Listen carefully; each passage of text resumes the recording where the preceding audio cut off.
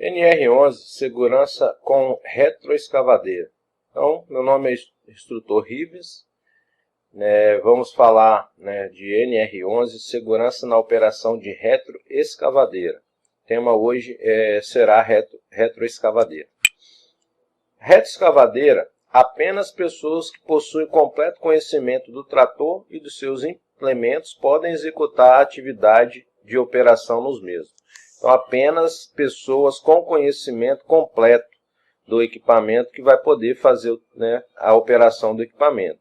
E para isso, vamos trazer esses conhecimentos de como operar o equipamento. Conteúdo histórico do equipamento, conteúdo histórico da retroescavadeira. Desde que inventadas em 1953 na Inglaterra, por Joseph Cyril Bamford, fundador da JCB, onde foram chamadas de Bankerleds as retroescavadeiras, também retroescavadeiras no Brasil ou retroescavadoras em Portugal. Se tornaram populares por todo o mundo e as queridinhas da maior parte dos empreiteiros e construtoras, estando presente em obras de construção de todos os portes. Então, desde 1953, quando o fundador da JCB, o Joseph Bamford, criou a primeira empresa fabricante dessa marca, que passaram a evoluir e a crescer e foi difundido em todo o país aí. Retroescavadeiras são máquinas de terraplanagem relativamente pequenas e versáteis, pois possuem duas caçambas bem distintas que permitem à retroescavadeira desempenhar diversos trabalhos diferentes, atendendo a mais diferentes necessidades com baixo custo operacional. Então a gente temos na retroescavadeira duas pás, uma pá para poder fazer o carregamento e uma pá para poder fazer a escavação. Então a gente tem duas caçambas ali, para poder desempenhar as atividades, diversos tipos de atividade com esse mesmo equipamento. Então ela traz uma versatilidade muito boa, por isso as queridinhas aí no campo de trabalho das empreiteiras. Basicamente, as retroescavadeiras são tratores 4x2 ou 4x4 com uma caçamba frontal da largura da máquina, que é aproximadamente aí, de 2 metros, cuja função principal é o carregamento. Então, a caçamba frontal, a função principal dela é fazer carregamento, carregar o material. Além destas, a retroescavadeira também possui uma caçamba traseira, chamado de retroescavadeira, daí o nome, com a função principal de escavação. Então a parte traseira da máquina tem uma caçamba que faz a escavação, chamada de retro. Além disso, a gente pode colocar os implementos, não sendo limitado apenas a isso, podendo também desempenhar carregamento de caminhões com caçamba basculante. Esta caçamba traseira é de fácil substituição e possui uma enorme variedade de tamanhos para finalidade distinta. Então a gente consegue trocar a parte da caçamba traseira, a parte que faz a escavação, trocar os tamanhos conforme o tipo de atividade que vai ser feita. Se eu vou fazer, abrir uma vala para fazer tubulação de 100 milímetros, 200 milímetros, então a caçamba troca-se a caçamba para que essa caçamba não escave demais, não seja muito grande. Por outro lado, quando eu trabalho com manilhas, manilhas de diversidade de tamanhos, eu troco essa caçamba para aumentar o tamanho da vala que será escavada, para que poder atender a necessidade de colocação das manilhas de um porte maior. Então a gente tem essa facilidade de estar trocando as caçambas por tamanhos conforme o tipo de serviço que a gente vai desenvolver. Sendo ainda possível substituir a caçamba da retroescavadeira por implementos variados, tipo rompedores, marteletes, né?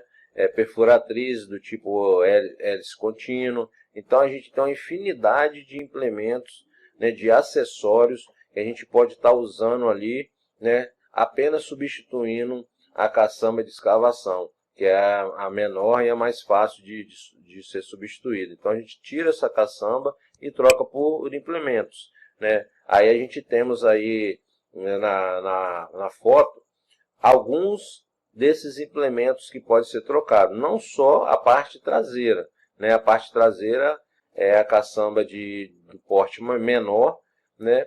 Essa caçamba tem a facilidade de ser trocada, mas a caçamba, né, de carregamento, a caçamba frontal, ela também pode ser trocada, né? Ela pode ser trocada aí com, né, infinidade de implementos conforme a necessidade da atividade.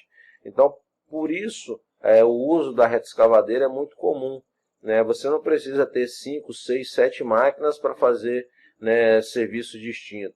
Basta ter uma retroescavadeira e, inclusive, pode-se fazer a locação dos acessórios, né? Você também não precisa, não tem necessidade de comprar todos esses acessórios. Hoje o mercado oferece a locação desses acessórios. A gente pode estar locando e fazendo uma infinidade de atividade com o mesmo equipamento. Isso, né, cai lá no custo final do serviço, né?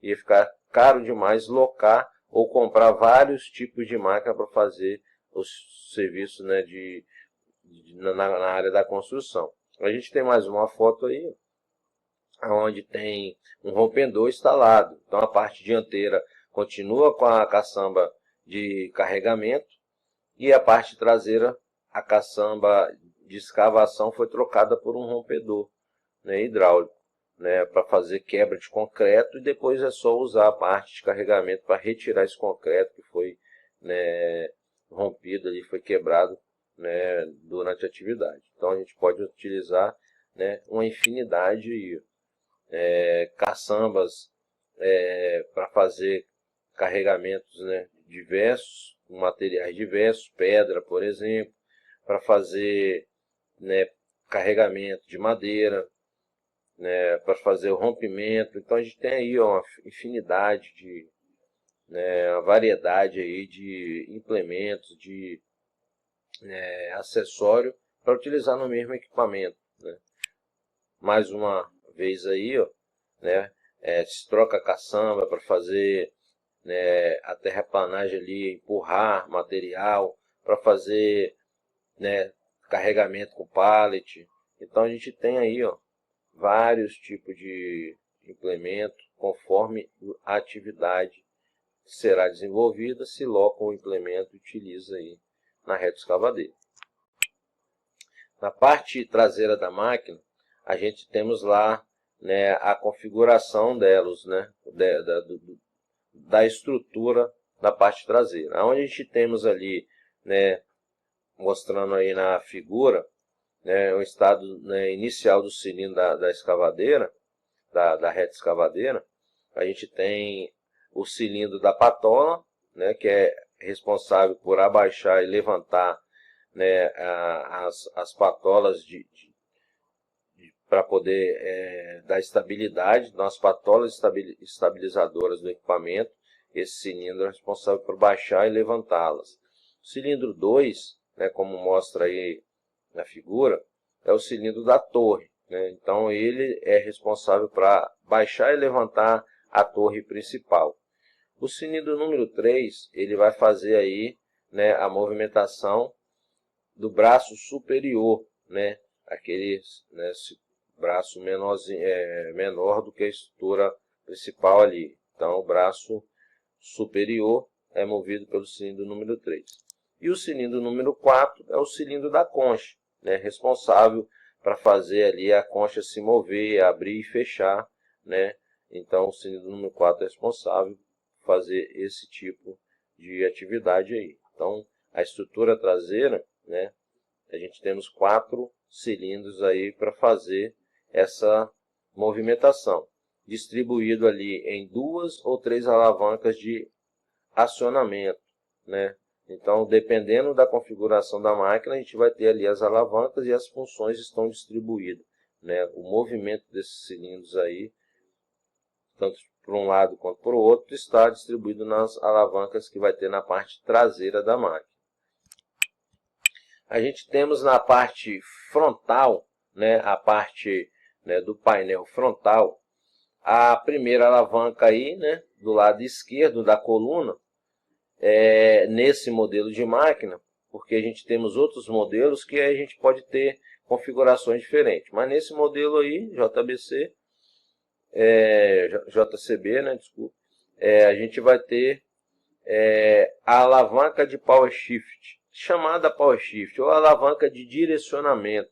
Ou seja, quando essa alavanca está no neutro, independente da marcha que esteja lá selecionada, se ela estiver no neutro, você não consegue se deslocar com a máquina. Não adianta acelerar, não adianta fazer nada que ela não sai. Então ela é que seleciona a direção que você quer movimentar a máquina, né? Então eu escolho uma marcha lá conforme o terreno, primeira, segunda, terceira ou quarta. Então o equipamento vai ter 4 marchas. E depois da marcha escolhida, eu seleciono se eu vou à frente ou vou a ré com esse equipamento. Então selecionei a frente, eu não preciso estar fazendo a mudança de marcha toda hora. A mudança vai ser feita conforme a distância percorrida, né? Então, se eu estou num terreno ali, não tem muito espaço para percorrer, eu posso deixá-la selecionada na primeira ou na segunda. Seleciono depois ali a direção e vou para frente, engatado já a marcha. Temos ali alguns interruptores, onde a gente vai ter ali o alerta, onde a gente vai ter ali, de repente, um limpador de para-brisa, né? Então a gente tem os interruptores ali, faróis. Então a gente vai ter ali na frente ali os interruptores. Temos do lado direito uma outra alavanca de menor porte, que ela é responsável, né, em alguns modelos, para você sinalizar a direção, para você dar seta, né? Chamado popularmente da seta, né? Para cima você está dando seta para a esquerda, para baixo está dando seta para a direita. Podemos ter ali também um botão de acionamento de buzina nessa alavanca. No painel do lado direito, mais à frente, a gente temos ali, né, alguns outros interruptores responsáveis por limpador, esguicho, né? Então a gente vai ter ali mais alguns interruptores. Temos também do lado direito, né, onde não está visível aí, mas a gente vai ter o câmbio, né, com 4 marchas, aonde na lateral da alavanca deste câmbio tem um botão, né, de passagem de marcha, né, como se fosse a embreagem da máquina. Você aperta para você mudar a marcha ali. Do lado, né, direito ainda temos abaixo ali o pedal, né, de acelerador. Do lado esquerdo, o pedal de freio conjugado. Então são 2 pedais, onde tem uma trava que ficam né, acoplado ao outro, para quando você frear, né, os dois, né, junto, vai acionar as 2 rodas, o freio das 2 rodas, né? Freio esse que funciona nas rodas, né, traseiras. E quando eu preciso fazer uma manobra, usar, né, o espaço ali que está, né, curto para me trabalhar, eu posso estar tirando essa trava desse freio e freando apenas uma roda. Com isso eu consigo ganhar terreno para fazer uma manobra num lugar mais apertado. Lembrando que esse desacoplamento é feito manualmente, né, apenas para fazer a manobra. Eu não posso ficar trabalhando a distâncias usando apenas o freio de uma roda, porque isso vai poder ocasionar acidente. Então, após a manobra, né, eu travo de novo e trabalho sempre freando as 2 rodas, sempre travado para estar freando, né, os 2 pedais juntos. Temos a alavanca, né, o câmbio, a alavanca aí do lado direito, um joystick, né, para fazer os movimentos da parte da concha, né, de carregamento. Então nessa alavanca é que eu aciono para fazer os movimentos de abaixar, levantar, abrir e fechar a concha. São 4 movimentos, né? Aonde, quando eu aciono essa alavanca para frente, eu estou abaixando todo o conjunto dianteiro, né? Chamado H, a estrutura dianteira da máquina, onde está a caçamba de carregamento. Então, quando eu aciono para frente, eu abaixo. Quando eu puxo para trás, eu estou erguendo, né? Então, eu vou erguer a máquina, o H, eu puxo para trás. Quando eu quero fechar essa caçamba, né? Ela pegou o material, eu quero fechar para que esse material não caia, eu aciono essa alavanca para a esquerda. Joguei para a esquerda, para o lado do volante, eu estou fazendo o fechamento da caçamba. Quando eu quero abrir, para despejar o material, eu aciono a alavanca para a direita. Então, quando eu aciono para a direita, ela vai abrir e eu consigo despejar o material.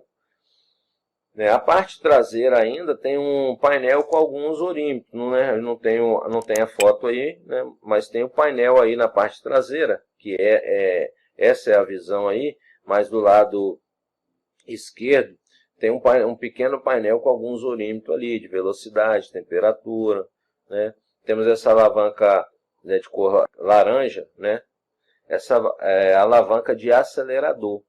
Como eu virei o banco, né, para a parte traseira da máquina, eu preciso acelerar para dar um torque maior ao motor, né, a rotação maior, para que eu possa fazer o serviço de escavação, né, com um motor com a força, né, com torque maior.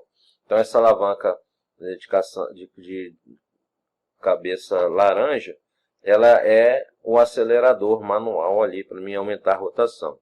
As outras duas alavancas do lado esquerdo menores são responsáveis para fazer abaixamento e levantamento das patolas estabilizadoras. Então preciso, né, posso acionar uma de cada vez. A direita vai baixar, né, a patola da direita e a alavanca da esquerda abaixa a patola da esquerda.